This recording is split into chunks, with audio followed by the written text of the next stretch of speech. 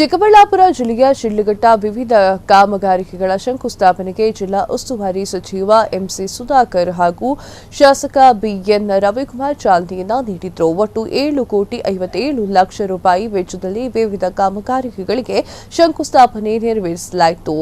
ಜಂಗಮಕೋಟೆ ಗ್ರಾಮ ಪಂಚಾಯಿತಿಯಲ್ಲಿ 49.94 ಲಕ್ಷ ವೆಚ್ಚದಲ್ಲಿ ಭಾರತ್ ನಿರ್ಮಾಣ ರಾಜೀವ್ ಗಾಂಧಿ ಸೇವಾ ಕೇಂದ್ರ ಕಟ್ಟಡ ನಿರ್ಮಾಣ ಕಾಮಗಾರಿಗೆ 23 ಲಕ್ಷದಲ್ಲಿ ಅರಿವು ಕೇಂದ್ರ ಕಟ್ಟಡಗಳ ನಾಮಫಲಕ 1,25 ಲಕ್ಷ ರೂಪಾಯಿಯಲ್ಲಿ ಹನುಮಂತಪುರ ಗೇಟ್ ಬಳಿ ಸಹಾಯಕ ಕೃಷಿ ನಿರ್ದೇಶಕ ಕಾರ್ಯನಿಲಯ ಕಟ್ಟಡ 3 ಕೋಟಿ ವೆಚ್ಚದಲ್ಲಿ ಪ್ರಥಮ ದರ್ಜೆ ಕಾಲೇಜಿನ ತರಗತಿಗಳು ಕೊಠಡಿ ಪ್ರಯೋಗಶಾಲೆಗಳು ಶೌಚಾಲಯಗಳು 59.5 ಲಕ್ಷದಲ್ಲಿ ಗ್ರಾಮ ಪಂಚಾಯಿತಿ ಕಾರ್ಯಾಲಯದಿಂದ ಕಟ್ಟಡಗಳಿಗೆ ಶಂಕುಸ್ಥಾಪನೆಯನ್ನ ಮಾಡಿ ನೆರವೇರಿಸಲಾಯಿತು.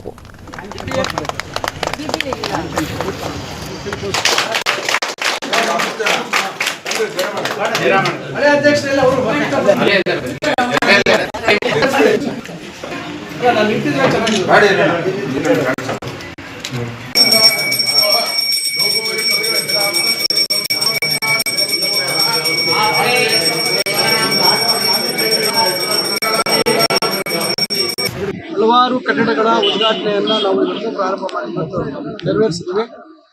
ಬಹಳ ದಿವಸಗಳ ಒಂದು ಒತ್ತಾಯ ಸ್ಥಳೀಯ ಶಾಸಕರಾಗಿರ್ತಕ್ಕಂಥ ರವಿಕುಮಾರ್ ಅವರು ಗ್ರಾಮ ಪಂಚಾಯಿತಿ ಕಟ್ಟಡಗಳು, ಗ್ರಾಮ ಪಂಚಾಯಿತಿ ಲೈಬ್ರರಿಗಳು, ಆಮೇಲೆ ಅಗ್ರಿಕಲ್ಚರ್ ಡಿಪಾರ್ಟ್ಮೆಂಟ್ ಕಟ್ಟಡ ಇವೆಲ್ಲ ಉದ್ಘಾಟನೆ ಆಗಬೇಕು ಅಂತಕ್ಕಂಥದ್ದಿತ್ತು.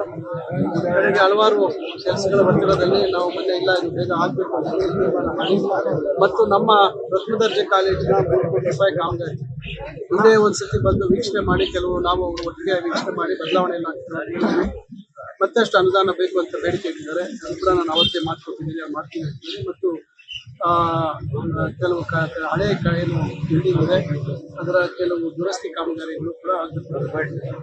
ಒಟ್ಟಾರೆಯಾಗಿ ಬೆಳಗ್ಗೆ 10 ಗಂಟೆಗೆ ಸರಿಯಾಗಿ ನಾನು ಒಟ್ಟಿಗೆ ಅಲ್ಲಿ ಪ್ರಾರಂಭ ಮಾಡಿದ್ವಿ ಜಂಗಮಕೋಟೆಯಿಂದ.